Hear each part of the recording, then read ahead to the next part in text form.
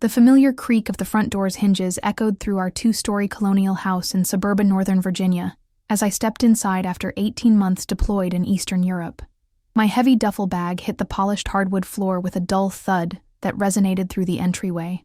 Everything felt smaller than I remembered. The narrow hallway lined with family photographs from happier times. The worn Persian rug my mother had purchased at an estate sale years ago. Even the rich aroma of her signature pot roast couldn't quite mask the underlying tension that had always existed in this house, like an unwelcome guest lurking in every corner. "Sarah! You're finally home!" My younger brother Jake bounded down the carpeted stairs with infectious enthusiasm, his marine dress blues crisp and perfectly pressed. At 22, he'd just graduated from officer candidate school at Quantico with distinction, and the pride radiating from his entire being was absolutely infectious. We embraced warmly, and for a brief moment, I forgot about the persistent knot in my stomach that had been tightening steadily since I'd received my mother's stilted, businesslike phone call 2 weeks ago, coldly inviting me to this family dinner with all the warmth and enthusiasm of scheduling a dentist appointment. "Look at you, Captain Sarah Chen," Jake grinned. "Big sister, the war hero. Just did my job." Mom appeared in the kitchen doorway like an actress making her entrance, her silver hair styled to absolute perfection, despite having spent the entire day cooking.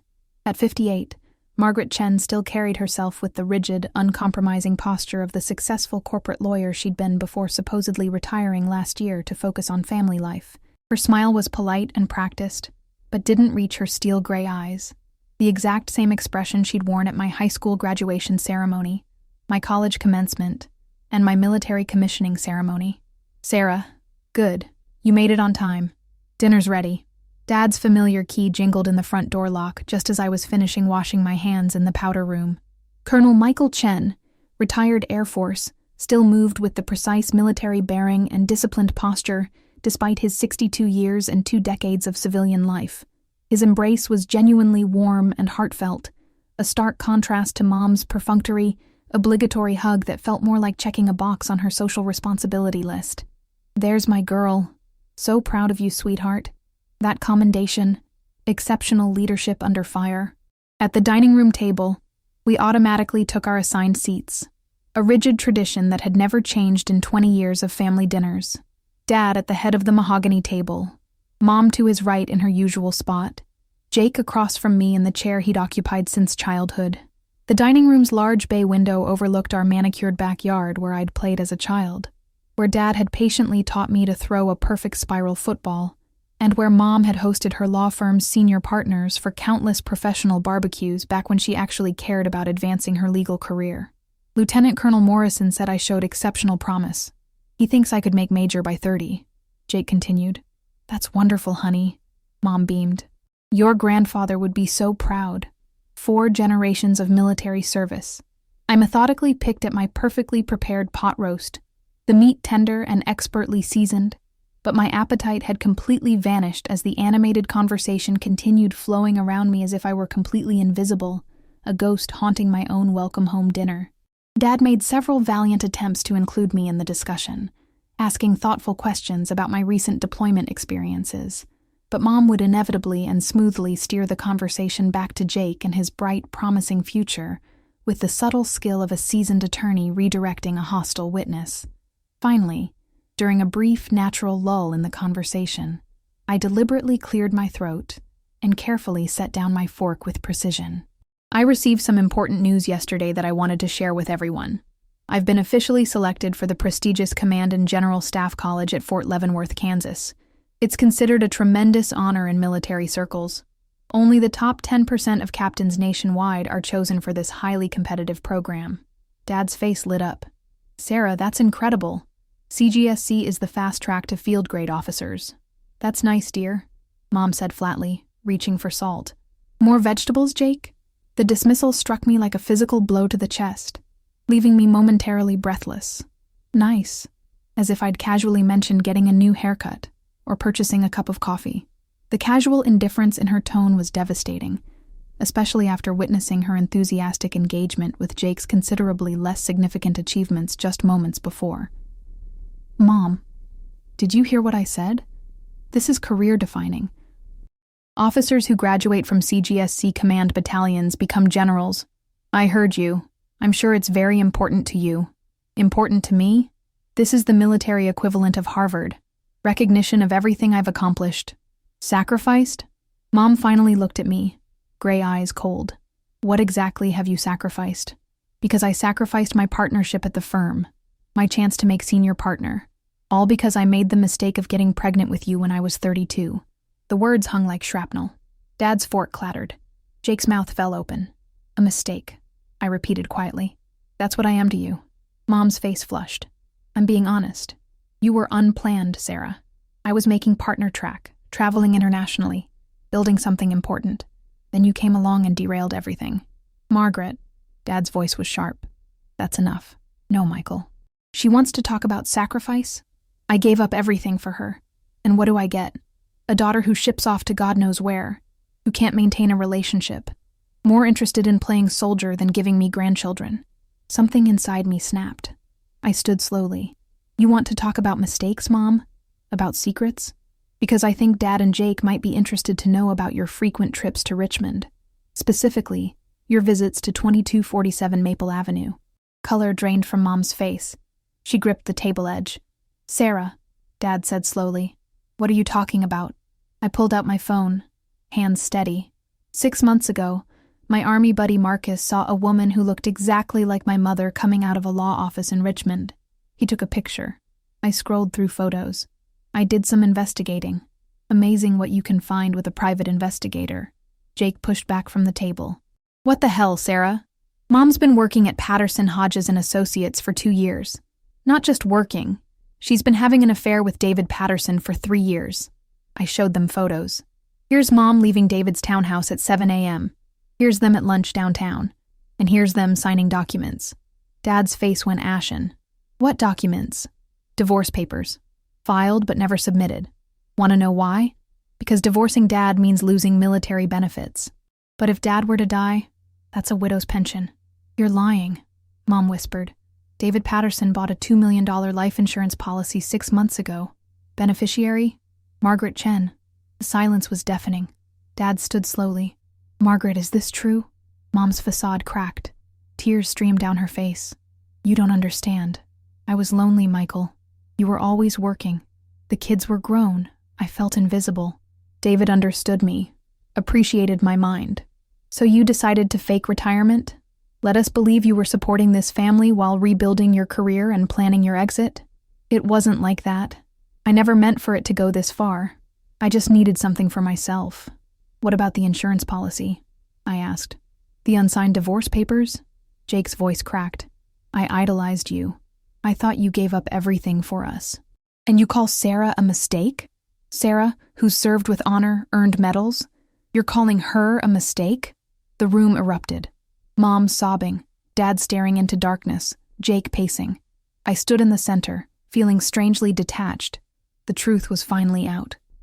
3 hours later, emotionally drained and mentally exhausted, I sat cross-legged in my childhood bedroom, surrounded by the faded remnants of my teenage years. The walls were still painted the same pale blue I'd chosen at 14, decorated with academic achievement certificates and high school track medals that seemed completely insignificant compared to the military commendations and combat decorations I'd earned as an adult officer. I video called Marcus from his small apartment near Fort Lee in Petersburg, Virginia. Jesus, Sarah. I knew that photo would lead to drama, but I didn't think you'd detonate your entire family. She called me a mistake, Marcus. After everything I've accomplished in my military career, everything I've sacrificed for my country and my family, she actually had the audacity to sit there and tell me I completely ruined her professional life. I rubbed my temples vigorously, feeling an intense headache building behind my eyes. I couldn't just sit there and passively accept that level of emotional abuse anymore. What's the plan now? I need comprehensive information about the full scope of her deception, I said with growing determination. The private investigator I hired 6 months ago conducted thorough surface-level surveillance, but there might be significantly more evidence hidden beneath the surface. Financial records, personal communications, maybe additional secrets we haven't uncovered yet. I methodically pulled up the encrypted files I'd stored on a secure military-grade drive, documents that painted an increasingly disturbing picture of deception, far more complex and calculated than I'd initially revealed to my family. Marcus, what if this goes much deeper than just a simple extramarital affair? What if she's been systematically planning this elaborate exit strategy for years? What kind of deeper are we talking about? Marcus asked, leaning forward with concern. David Patterson's firm has been paying consulting fees to a company called MC Legal Services for 2 years. Want to guess who owns that company? Your mom, Marcus said grimly. Exactly. But the fees aren't just for legal work. Travel expenses, entertainment, apartment rental. She's been living a double life with a separate identity in Richmond. I clicked through increasingly damning documents with methodical precision. Look at this disturbing pattern. She opened a completely separate bank account 18 months ago under her maiden name. She's been systematically diverting money from the joint account she shares with Dad, transferring small amounts over extended periods of time. Nothing obviously suspicious. Nothing that would trigger automatic bank fraud alerts or attract unwanted attention from financial institutions. How much? Over $60,000 in transferred funds, plus the substantial cumulative value of her secret consulting work, plus the $2 million life insurance policy that names her as sole beneficiary. Marcus, this isn't just about feeling emotionally unfulfilled in her marriage or seeking validation from another man. This represents systematic, calculated financial planning for establishing a completely new life without Dad, or potentially planning for his convenient disappearance from the equation entirely. A knock interrupted. Jake entered with coffee. Thought you might need caffeine. Hell of a homecoming. We sat on my old bed where we'd huddled during childhood storms. I keep thinking about all the times she made you feel bad, Jake said. The way she'd minimize your achievements. It makes sense now. She wasn't disappointed. She was projecting guilt. There's more. I filled him in on financial discoveries, systematic planning, the scope of Mom's double life. This isn't just an affair. This is like she's been planning to erase us, or planning for Dad to be erased. That insurance policy's timing is suspicious. What are you going to do? Show Dad everything. He deserves the full truth. The next morning I found Dad in his meticulously organized garage workshop, compulsively arranging and rearranging tools that were already arranged in perfect order. This was his primary coping mechanism when life became chaotic and unpredictable, imposing rigid structure and control on whatever small aspects of his environment he could still manage. The familiar smell of motor oil, metal shavings, and WD-40 brought back vivid memories of countless weekend projects, of him patiently teaching me essential life skills like changing brake pads, checking tire pressure, and basic automotive maintenance, practical knowledge that had served me exceptionally well during my military deployments in remote locations. We need to talk. He looked up, eyes red-rimmed. I figured you had more. Last night was just the opening act. Over the next emotionally challenging hour, I methodically walked him through every disturbing detail I'd uncovered. Comprehensive financial records showing systematic fund transfers, documented evidence of her elaborate deception network, and a detailed timeline that strongly suggested this wasn't an impulsive extramarital affair, but rather a carefully orchestrated multi-year exit strategy that had been planned with military precision and legal expertise. $60,000, he repeated. She's been stealing for over a year. Moving money systematically, small amounts avoiding detection. Someone who understands financial systems. The insurance policy. Explain again. David Patterson purchased $2 million term life 6 months ago. Mom as beneficiary. Premiums paid by his firm as executive benefit. But the timing, Dad. She's been having an affair 3 years, but insurance is recent. Something changed. What changed? I hesitated before devastating him further. I think they moved from affair to actual plan. Divorce papers represent option A, clean break, alimony, half of everything. Insurance represents option B. Dad's face whitened. You think they were planning to kill me? Planning for the possibility. Whether through action or hoping for convenient circumstances. Your heart condition, age, stress levels. That insurance policy is extremely suspicious. We heard footsteps. Jake appeared. Mom's gone. Gone where? Dad asked. Just gone. Car's not in driveway, half her clothes missing, note on kitchen counter. Jake handed me stationery with Mom's neat handwriting. Michael, Sarah, and Jake, I know what you must think of me. I made choices that hurt people I love. I need time to figure out how to move forward. Sarah, you were never a mistake. You were the best thing I ever accomplished. I'm sorry I spent years making you feel otherwise. I'm staying with David while I decide what to do. I won't contest divorce proceedings, and I'll return the transferred money. I love you all. Mom. Classic mom. Taking responsibility while avoiding it. Apologizing while running away. She could be lying about everything, I said. She's been lying 3 years. Why stop now? Dad, you need a lawyer. Today, before she hides more assets. He nodded. Time to think strategically instead of like a husband. 2 weeks later, downtown Alexandria coffee shop. Dad signed final divorce filing pages across from his lawyer, Patricia Kovac, who specialized in military divorces. Virginia recognizes financial infidelity as grounds for fault-based divorce, Patricia said. The transferred money, secret accounts, deceptive behavior, all works in your favor for asset division. What about the insurance policy? I asked. Trickier. Since David Patterson purchased it himself, no direct fraud. However, timing and circumstances are suspicious enough that we've reported it to insurance company and law enforcement. Dad looked exhausted but more peaceful. Never imagined getting divorced at 62. Starting over feels surreal. You're not starting over. You're continuing life without someone actively undermining it. We'd learned more about Mom's deception scope. Additional credit cards, Richmond apartment lease signed 8 months ago, separate cell phone. She'd constructed an entirely alternate identity. Most disturbing, emails between Mom and David discussing Dad's health and life expectancy. Not explicitly planning anything, but calculating and cold. References to blood pressure medication, family heart disease history, work stress, all discussed regarding insurance payouts. Detective wants to meet next week, Patricia told me. Your investigation provided their case foundation, but they need your formal statement. Dad asked as we walked to cars. Do you regret exposing her? I considered carefully. Do you regret finding out the truth? Some days. Ignorance would be easier than believing we were a happy family with normal problems. But would it be better? He watched traffic flow down King Street. No. I've wasted enough years on someone who saw me as convenient arrangement instead of partner. You gave me chance to reclaim whatever time I have left. Then no, I don't regret it. She called me a mistake after everything I've accomplished. I couldn't accept that anymore.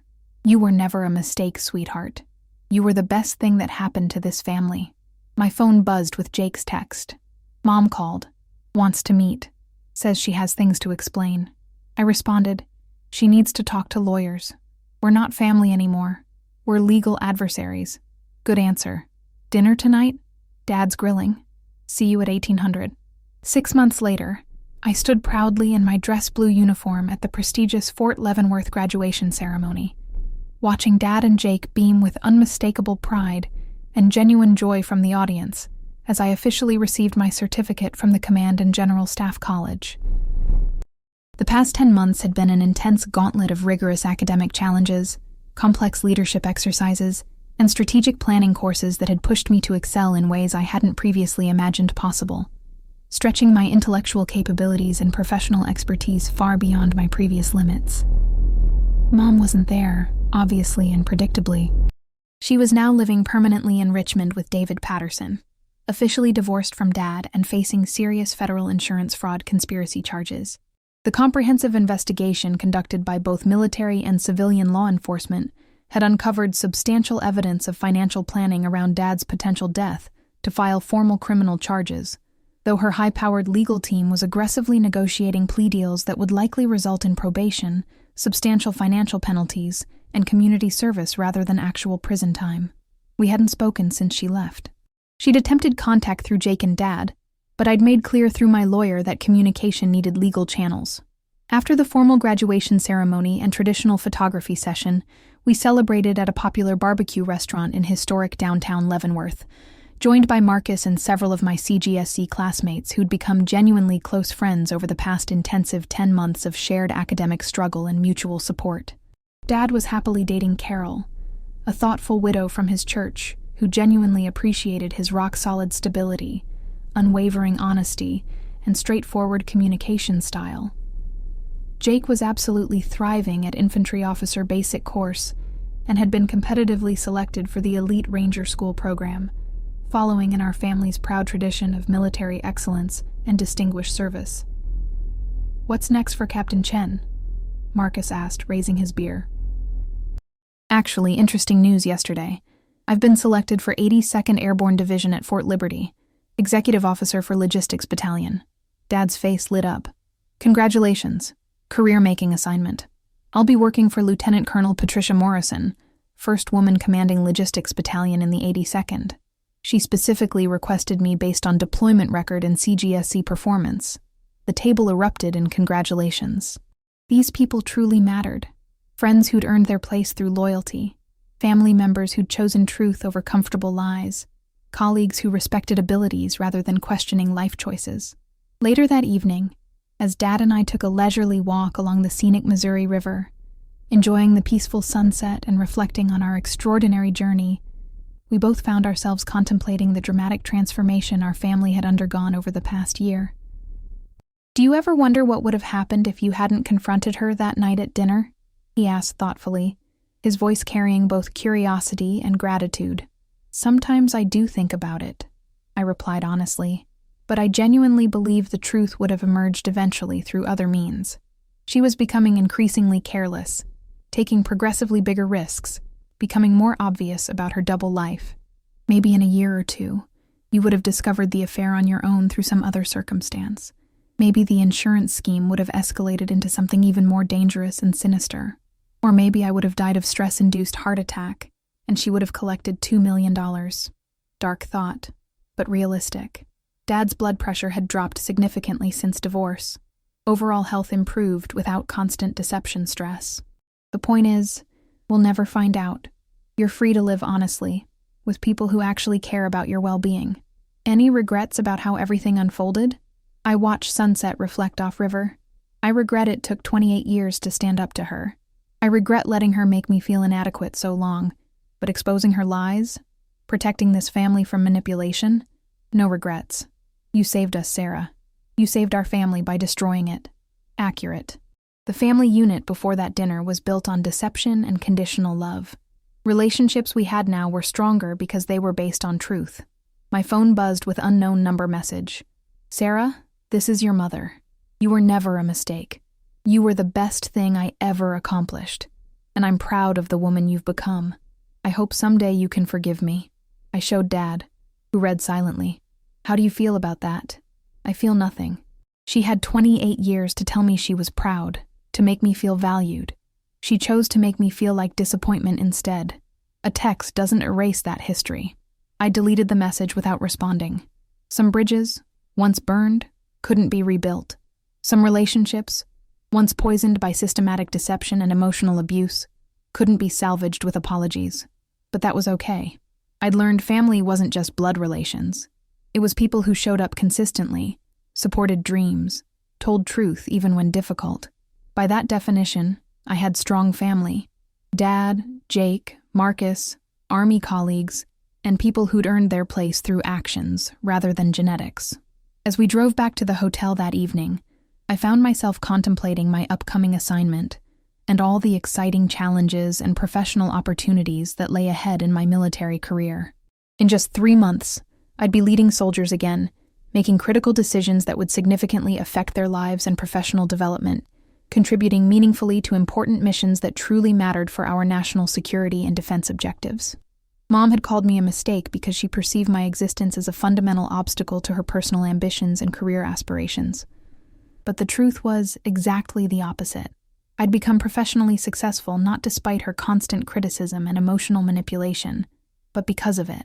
Every single time she'd made me feel inadequate and unworthy, I'd worked twice as hard to prove my value and capabilities.